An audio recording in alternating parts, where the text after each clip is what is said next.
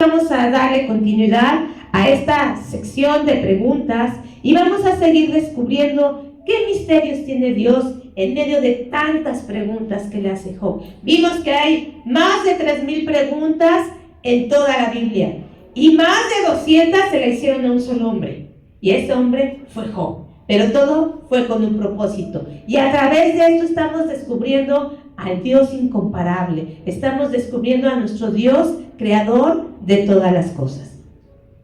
Vamos a darle lectura entonces, versículos del capítulo 38 de Job. Vamos a darle lectura del versículo número 8 al versículo número 11. Y lo vamos a hacer de manera alternada. Yo 8, ustedes 9 y así sucesivamente al versículo número 11. La palabra de nuestro Dios dice así: ¿Quién encerró con puertas el mar cuando se derramaba saliéndose de su seno? ¿Ustedes? Cuando puse yo nubes por vestidura suya y por sus fajas oscuridad. Y establecí sobre él mi decreto. Le puse puertas y cerró. Y dije, hasta aquí llegarás y no pasarás adelante, y ahí parará el orgullo de tus olas. Muy bien. ¿Qué tiene que ver esto? ¿Qué nos quiere mostrar Dios ahora hablando de esto? Hay algo bien interesante. Vimos que la primera sección que vimos nos habló acerca del primer día de la creación. Y esta sección tiene mucho que ver con el segundo día de la creación, así que vamos a irnos a Génesis, capítulo número 1.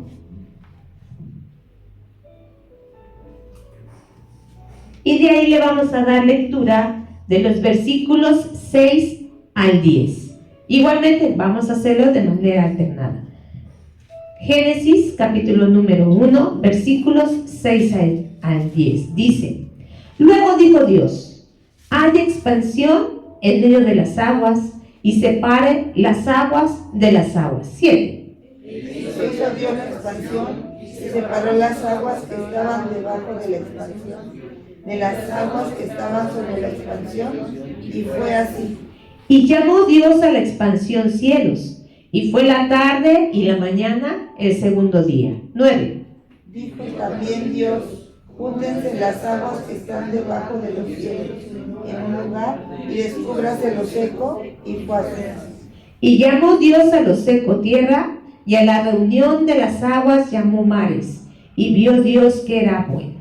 Aquí nos está hablando acerca de cómo Él separó las aguas, ¿sí? ¿Por qué? Porque dice que la tierra estaba desordenada y vacía, ¿sí? Entonces viene Dios, y entonces lo primero que Dios hace es quitar las tinieblas que había sobre la tierra, ¿sí? Hace la luz y después hace la separación de las aguas. Dice aquí: hay expansión en medio de las aguas y separa las aguas de las aguas. E hizo Dios la expansión y separó las aguas que estaban debajo de la expansión de las aguas que estaban sobre la expansión. ¿Qué quiere decir esto? ¿Sí? ¿Qué es la expansión? El cielo. ¿Y qué hay arriba del cielo? Hay agua, pero esa agua es la ¿qué? La atmósfera, ¿sí? La atmósfera también está compuesta de agua, ¿sí? La atmósfera es agua. Entonces, hay agua arriba en los cielos y hay agua abajo en la tierra. Y Dios en medio de esas dos puso la expansión, que es el cielo. Y al juntar las aguas debajo del cielo, a esas aguas, ¿cómo les llamó?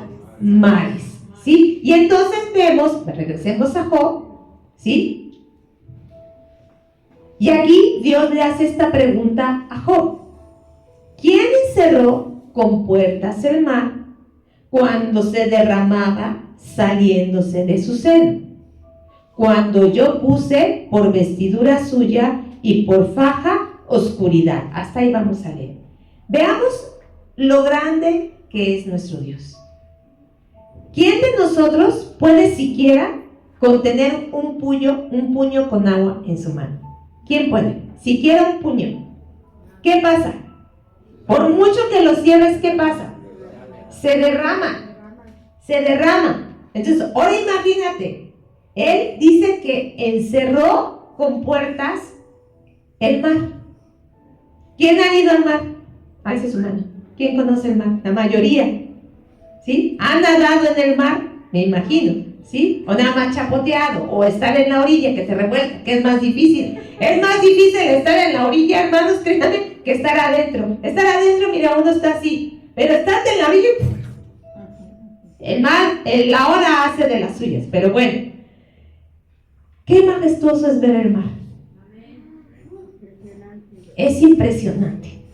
¿Alguno de ustedes ha presenciado una tormenta ahí en el mar? ¿Cómo se ve? Es más impresionante ver cómo se levantan las olas y la oscuridad que lo cubre, ¿sí? O sea, cómo se ven en la mañana y cómo se ve en la noche. El mar es majestuoso, es imponente. Yo he tenido la oportunidad de nadar 1 kilómetro en el mar y solo lo he hecho una ocasión. Y es una experiencia muy bonita. Da miedo, ¿sí? Porque no es lo mismo nadar en una alberca que nadar en el mar, ¿sí? Luego, nadar en la alberca, pues por lo menos la parte baja me llega aquí, porque ya la parte alta me cubre. O sea, de todos modos me cubre, ¿no? De todos modos el chapoteadero me cubre, ¿no? Pero bueno, no es lo mismo. ¿Cuál es la diferencia? Aparte de eso, en el mar flotas por las sales.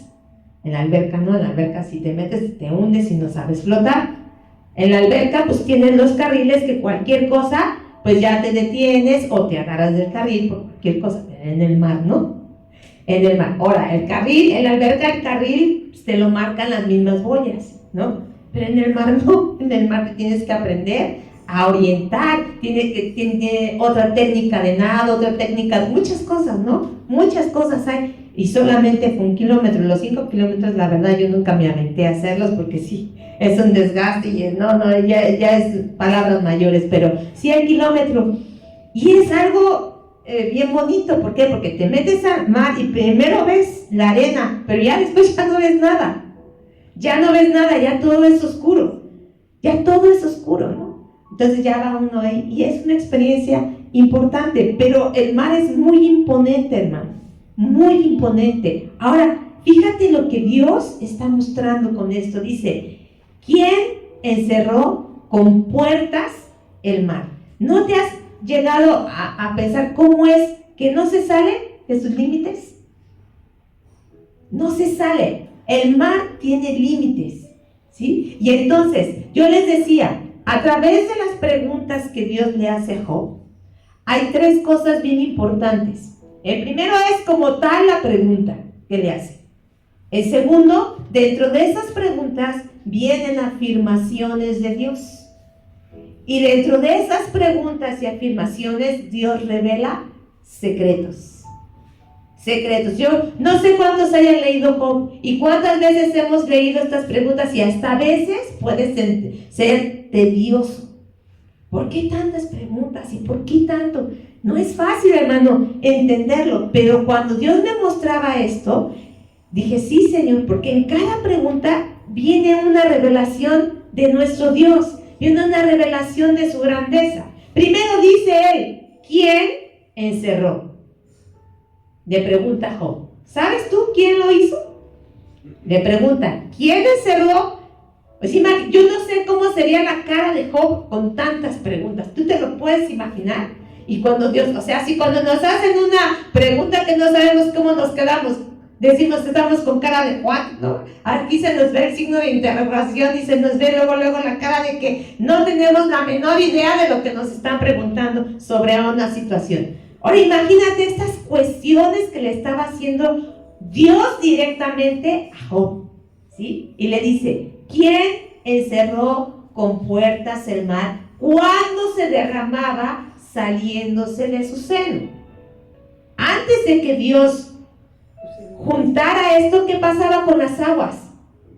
Borboteaban, se derramaban por todos lados, no había un control, no había un orden. Por eso dice que la tierra estaba desordenada y vacía. No había un orden con las aguas, todo era agua, hasta que Dios viene y empieza a poner ese orden. Y dice, después, luego dijo Dios, ahí mismo. Dice, cuando puse yo nubes por vestidura suya y por su faja oscuridad, y establecí sobre él mi decreto, y le puse puertas y cerrojo, y le dije, hasta aquí llegarás, no pasarás adelante, y allí parará el orgullo de tus obras. En esta pregunta, primero, ¿quién hizo esto? Segundo, Dios muestra que Él fue quien le puso puertas al mar y quien le puso límites. Él le dio la orden al mar hasta dónde tenía que llegar, ¿sí? Y dice que Él le puso puertas. ¿Y cuáles son esas puertas? Aquí no los dice. Son las nubes y es la oscuridad. Dice, las nubes las puse por vestidura suya y por faja oscuridad. ¿Cuál es el propósito de una faja? Sujetar, ¿sí? No dejar que se desparramen las carnes, por ejemplo. Más que dar figura en muchas ocasiones, lo más importante es no hacer que se desparrame, ¿sí? Que se vea bien, que no pase de allí, ¿sí? Porque una faja pues no solamente se usa para dar figura.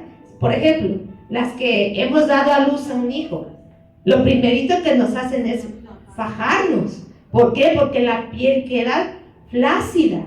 Y entonces para que no haya incomodidad, no haya dolor, lo primero es fajarse. Por ejemplo, a un niño se le faja, a un niño se le amarra, a un niño se le detiene. ¿Para qué? Para que sus movimientos, ¿sí?, no lo lastimen, no lo rasguñen. Y muchas cosas, no solamente la faja es para dar figura. Aquí Dios dice, yo voy a fajar, ¿sí? Lo voy a detener, lo voy a sujetar, ¿sí? Y por medio de que lo sujetó, dice que de las nubes y de la oscuridad. Eso es lo que envuelve al mar. Ahora, cuando hemos ido al mar, ¿tú alcanzas a ver hasta dónde termina? ¿Alcanzas a ver dónde empieza? Sí. Y más si ha sido mar abierto. ¿Cuántos han paseado en los barcos y eso? ¿Sí?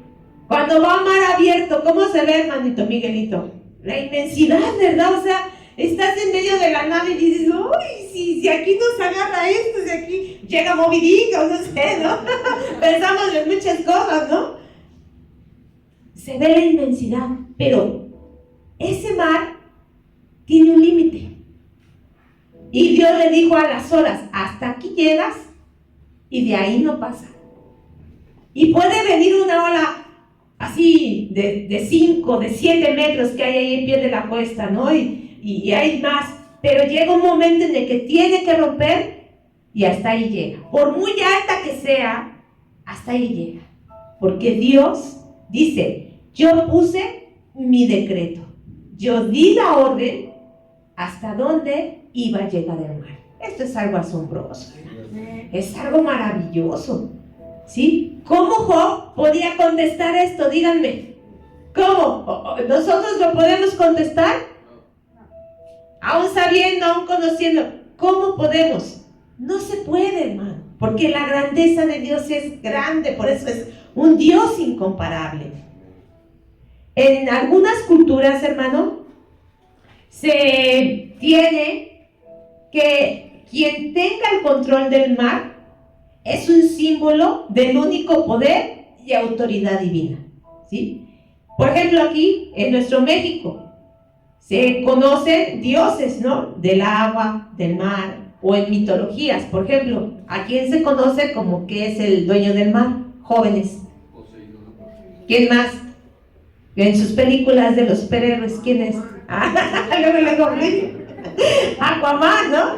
Se supone que él es el que domina los mares, o Poseidón. ¿Qué pasó allá en las playas que quisieron hacer? ¿Se acuerdan aquí en México ahora con tanta lluvia? ¿Cuál fue la controversia? A ver, ¿quién sabe qué pasó ahí? Pusieron una estatua de Poseidón. ¿En lugar de quién? Del dios maya, ¿no? Ajá, ¿y cómo se llama el dios maya? del Chac, ¿sí? Allá en el sur, ¿sí? En Yucatán, en Mérida, la cultura maya adora al dios Chac, que es el dios del mar, según ellos, ¿no? Y en el mar pusieron la figura ¿de quién? De Poseidón, que es el dios, pero griego, ¿sí? Entonces empezó a haber el pleito, que porque haber puesto a Poseidón en lugar de Chac, por eso es que vinieron las inundaciones. Ahora yo digo, hermano, verdaderamente, ¿en qué registro fehaciente hay de alguien que haya controlado el viento y el mar? De todos esos. Pero que haya registro de ellos. No lo hay. Pero sí hay de uno, del Todopoderoso, del que es grande y es único. Y de él hay registro, de que él sí lo hace. Y para ello vamos a Marcos, capítulo 4, versículos, yo creo que vamos a ver desde el 35. Vamos a leer desde ahí para que veamos todo el contexto de este pasaje. La palabra de Dios dice: aquel día, cuando llegó la noche, les dijo: pasemos al otro lado. Y despidiendo a la multitud, le tomaron como estaba en la barca, y había también con él otras barcas. Pero se levantó una gran tempestad de viento y echaba las olas en la barca, de tal manera que ya se anegaba. Y él, habla de nuestro Señor Jesucristo, estaba en la popa durmiendo sobre un cabezal. Y le despertaron y le dijeron: Maestro, ¿no tienes cuidado que perecemos? Y él, levantándose, reprendió al viento y dijo al mar: ¡Calla! ¡Enmudece! Y cesó el viento y se hizo grande bonanza. Solo él, que es creador de todas las cosas, que él es el único que le ha dado la orden al mar, es el único que pudo haber hecho esto. Así que cualquier Dios que le digan, cualquier nombre que le digan, es vano. No se compara a nuestro gran Dios, a nuestro Señor Jesucristo, que Él sí tiene el dominio y la autoridad sobre el mar. ¿Sí? Por eso dice, ¿quién hizo esto? Solo Él. Solo Dios. ¿Sí? Es el que puso las puertas, es el que puso los límites y es el que hace todas las cosas. Porque más importante que saber quién le puso las puertas, más importante que saber lo imponente del mar, lo grande que es el mar, la profundidad. El mar es de los elementos más grandiosos que no se han podido explorar al 100%, porque es inmenso y tiene tesoros escondidos. Pero más grande que el mar es nuestro Dios, que hizo el mar y todas las cosas que en él hay. Así es que glorifica el nombre de nuestro Dios, porque Él es grande y maravilloso. Vamos a ver qué dice Jeremías 5:22. Fíjate lo que dice aquí en esta parte de la palabra. Dice: a mí no me temeréis, dice Jehová, no os amedrentéis ante mí, que puse arena por término al mar, por ordenación eterna, la cual no quebrantará. Se levantarán tempestades, mas no prevalecerán. Bramarán sus ondas, mas no lo pasarán. Fíjate aquí, dice, el mar jamás va a quebrantar la orden de Dios. Pero ¿qué tal el hombre? Pero ¿qué tal nosotros? Qué fácil se nos hace a veces quebrantar los mandamientos y ordenanzas que Dios nos da. Pero la creación jamás, hermano. La creación, la orden que Dios les dio desde el principio, jamás será quebrantada. Si Él permite que haya inundaciones, que las olas pasen más allá. Ahora están hablando mucho que el cambio climático y que se está perdiendo la costa, es porque Dios así lo quiere. es porque es por ordenanza de Dios. No es porque el mar haya dicho, ya me cayeron gordos, que estén aquí moviendo la pancita, que estén aquí echándome basura, que hay un montón de gente, yo ya no les voy a dar espacio. No, hermano. No, imagínate si eso pudiera ser el mar con tantas cosas que nosotros hemos hecho, pero no es así. Si el mar pasa, si las olas pasan, si el mar es por orden de nuestro Dios, porque la creación obedece la ley de Dios como debe de ser, y eso nos debe de enseñar. Muy bien, vamos a ver la siguiente sección de preguntas y vamos a seguir descubriendo lo que Dios tiene a través de esta sección. Vamos a ir del 12 en adelante. Después le dice: ¿has mandado tú a la mañana en tus días? ¿Has mostrado el alba su lugar para que ocupe los fines de la tierra, para que sean sacudidos de ella los impíos? Ustedes el 14, por favor.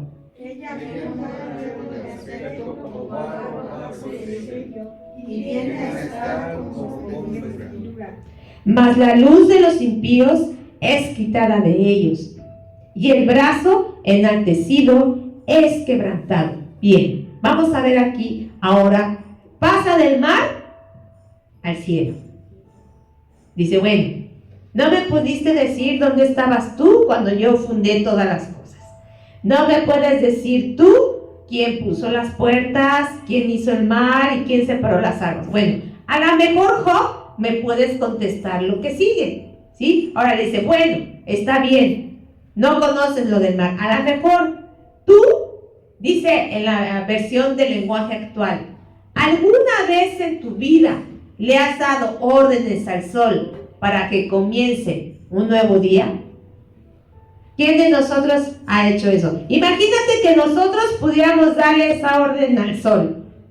¿Cuántos de nosotros le diríamos, espérate otra horita, sol, todavía no salgas? Quiero dormir otro ratito, ¿no?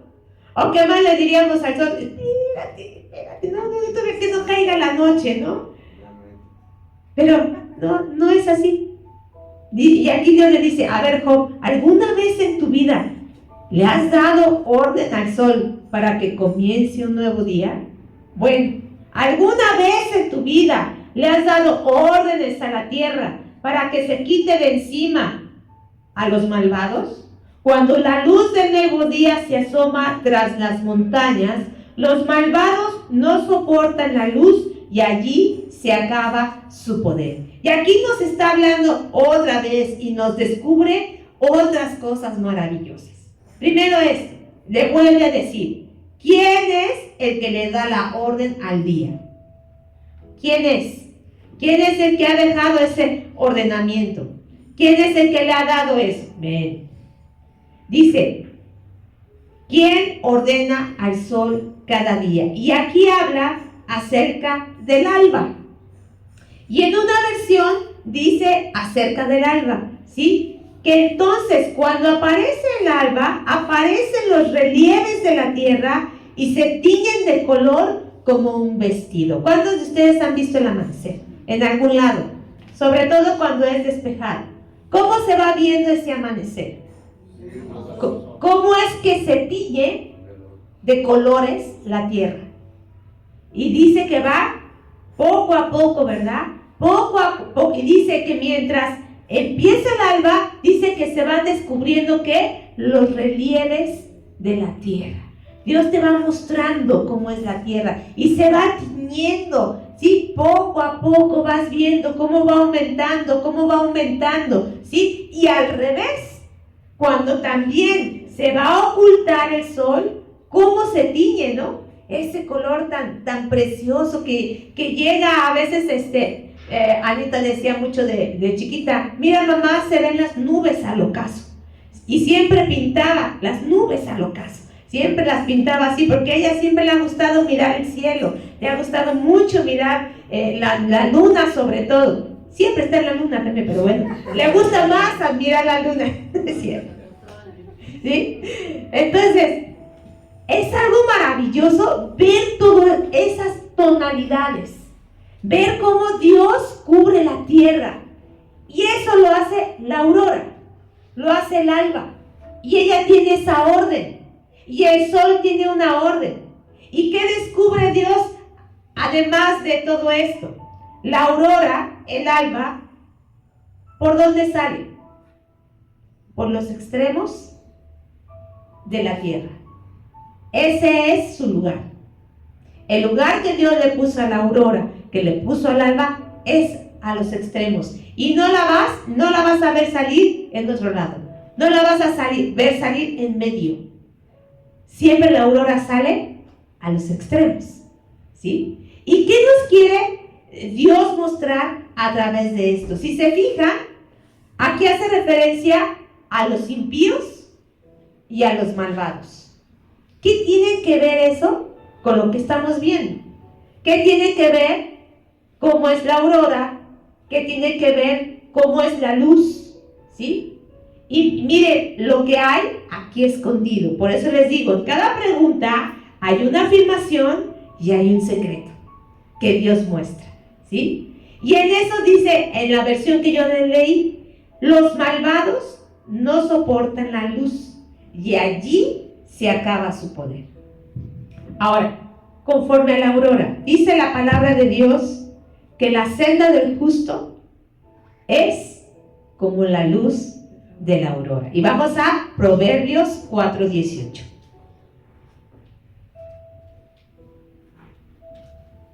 Dice, mas la senda de los justos es como la luz de la aurora. ¿Cómo es?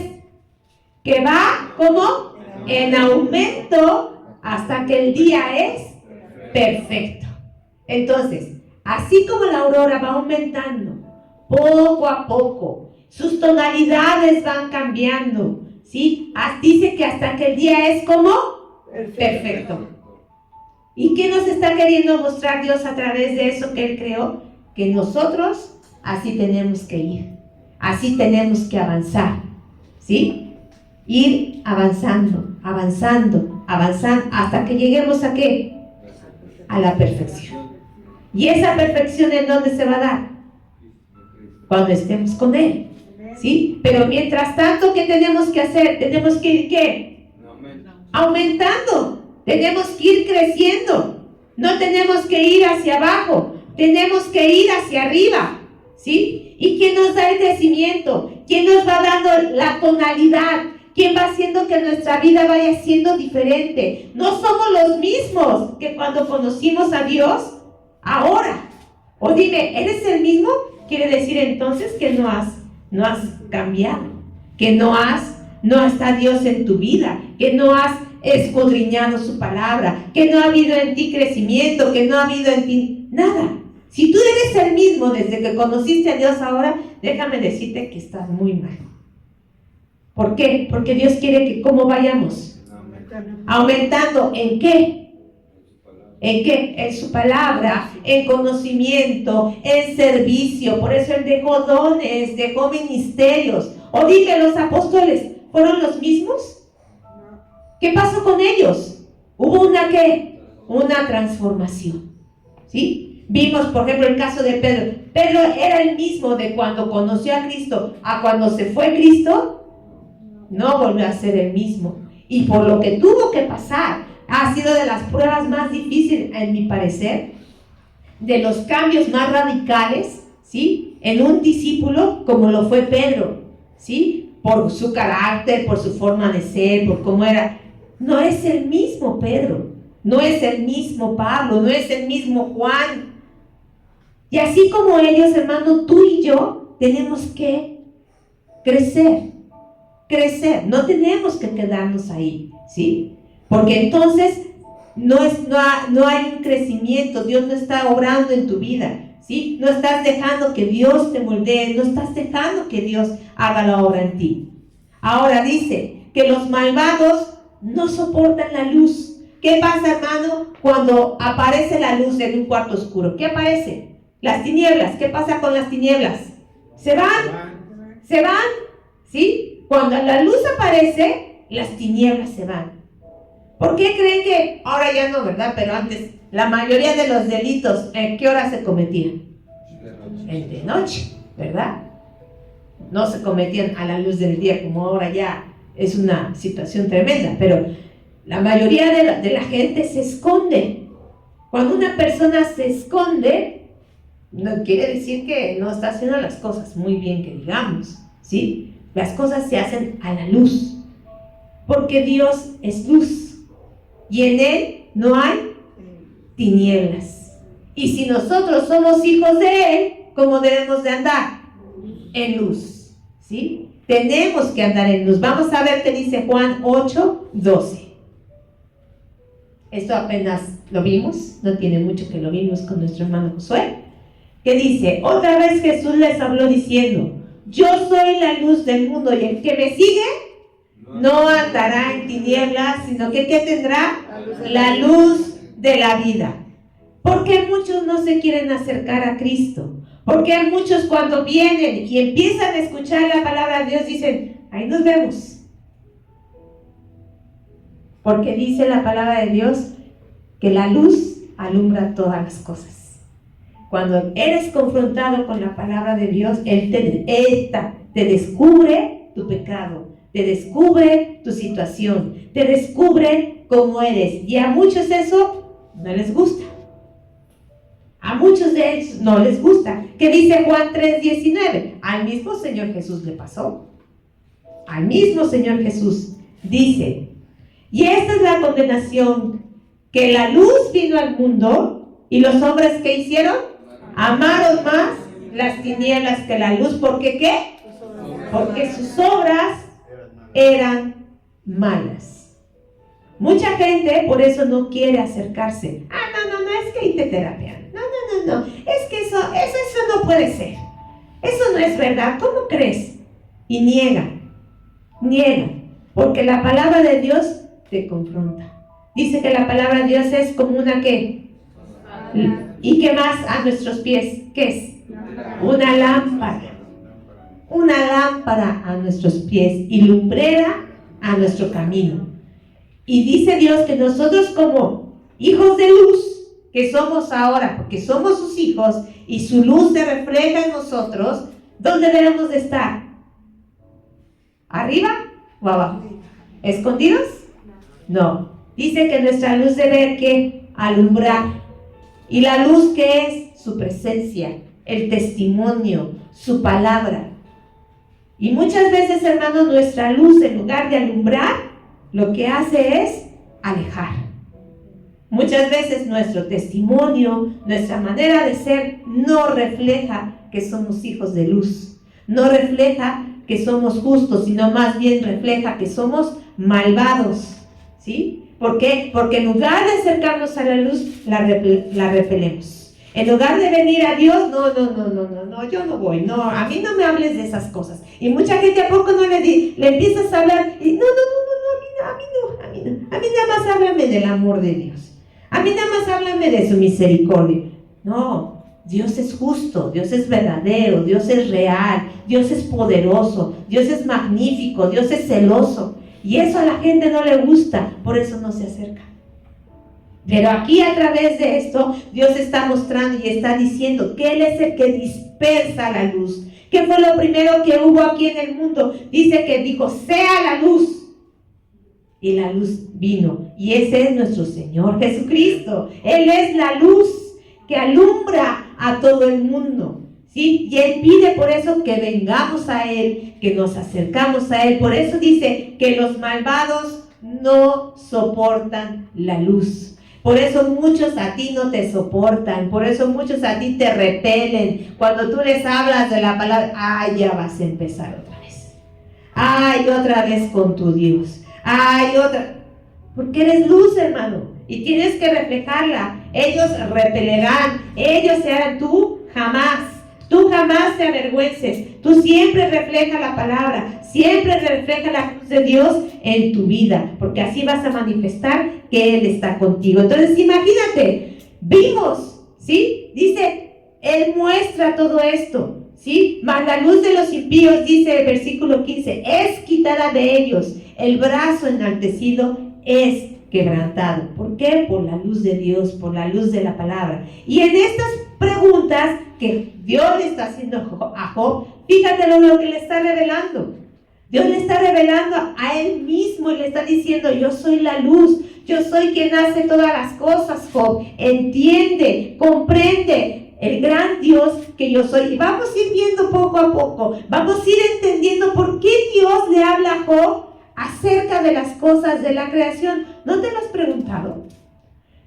Si tú ves, y vamos a ir viendo estas preguntas, jamás Dios le hace otro tipo de preguntas. Jamás Dios le dice: a ver, Job, ¿por qué pecaste? O a ver, Job, ¿por qué tienes esto? ¿Por qué tienes lo otro? No le hace esas preguntas, sino que Dios le está hablando a Job acerca de la creación. Y lo vamos a ir descubriendo por qué. No me adelanto, porque si no ya no viene, si no ya no tiene chiste, ¿sí? Pero se fijan, en las primeras que vimos le habló acerca del primer día de la creación. Ahorita le está hablando acerca del segundo día y le empieza a hablar como que día por día. Porque en cada día, en cada pregunta Dios está revelando algo.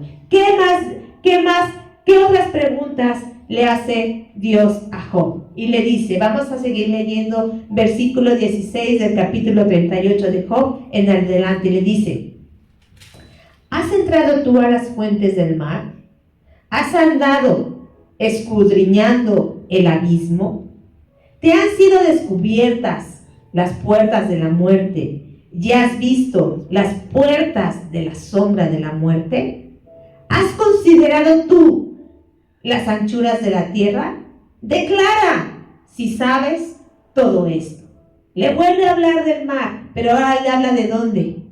Del abismo. Le habla de las profundidades y le habla de la muerte, ¿sí? Dios lo trae de aquí para allá, lo lleva de un lado para otro. Bueno, a ver, no pudiste contestar esto. Bueno, a lo mejor puedes contestar esto, pero vemos quién le puede contestar esto a nuestro Dios, ¿sí? Y ahora le habla y le dice: ¿has entrado tú hasta las fuentes del mar? ¿Tú sabes que aún dentro del mar hay fuentes? Aún dentro del mar hay cascadas. Por eso, cuando vino el diluvio, dice la palabra de Dios que fueron abiertas las fuentes de los cielos y las fuentes de las aguas. Por eso fue que se inundó la tierra hasta arriba, ¿sí? Porque fueron abiertas esas compuertas, esas fuentes del mar y de los cielos, ¿sí? Entonces, por eso es que subieron tanto las aguas. Ahí es donde Dios dijo: salgan de su límite. Ahí sí Dios le dijo al mar: no tienes límite, vas a inundar esto, ¿sí? Pero dentro del mar hay fuentes, hermano, ¿sí? Y entonces, y aún ahí está, ¿qué? El abismo, ¿sí? Las profundidades más bajas, ¿sí? Donde el hombre aún no ha podido llegar. Han querido, pero no se puede. Hay un límite para el hombre, porque ¿qué pasa si baja más de ciertos metros? Se muere. ¿Cuántos han quedado ahí? No sé si llegaron a ver el caso de una muchacha, ya tiene tiempo, que era novia de Jean Cousteau, parece ser, o de algún oceanógrafo y de esos que se dedican, era su novia. Y ella se quiso meter. Y ya habían practicado, gente con experiencia, y no sobrevivió la muchacha, ¿sí? Ya no pudo, ya salió muerta, ¿sí? Llegó el momento en el que ya no le dieron sus pulmones y todo lo que pasa en el cuerpo humano, porque no estamos diseñados nosotros para llegar hasta allá, ¿sí? ¿Quién de los hombres pudo más o menos darse la idea de lo que era el abismo? Porque fue llevado ahí adentro de un gran pez. Jonás a lo mejor, ¿verdad? Porque hasta dónde puede llegar un animal tan grande como lo son, no es específicamente una ballena, sí, porque aquí no lo dice que es un gran pez, pero esos grandes peces pueden llegar a profundidades, ¿no? Tal vez Jonás, dentro de todos los hombres, es el único que pudo haber experimentado lo que es esto, ¿sí? Lo que es haber entrado al abismo y a las puertas de la muerte. ¿Cuántos días estuvo él en el vientre del gran pez? 3 días estuvo allí, ¿sí? Y esto era una señal, ¿sí? Sabemos que este era un acto profético, que Dios estaba permitiendo que esto sucediera. Y por eso aquí dice, ¿quién? ¿Quién puede entrar? ¿Quién puede estar ahí? ¿Sí? Y le dice, si de veras sabes todo esto, dínoslo cómo es. Da tu testimonio. A ver, declara Job cómo son las profundidades del mar. Declara cómo es el abismo. Declara cómo son las puertas de la muerte. Pero hay alguien que sí puede dar testimonio de esto. Hay alguien que sí da testimonio de cómo son estas cosas. Vamos a 1 de Pedro 3:19. ¿Qué dice la palabra de Dios allí?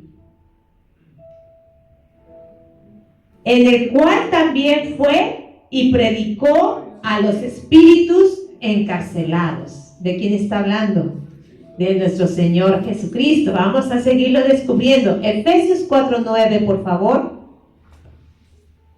Dice, y eso de que subió, ¿qué es? Sino que también había descendido primero a las partes más bajas de la tierra. Síguele, Anita, por favor.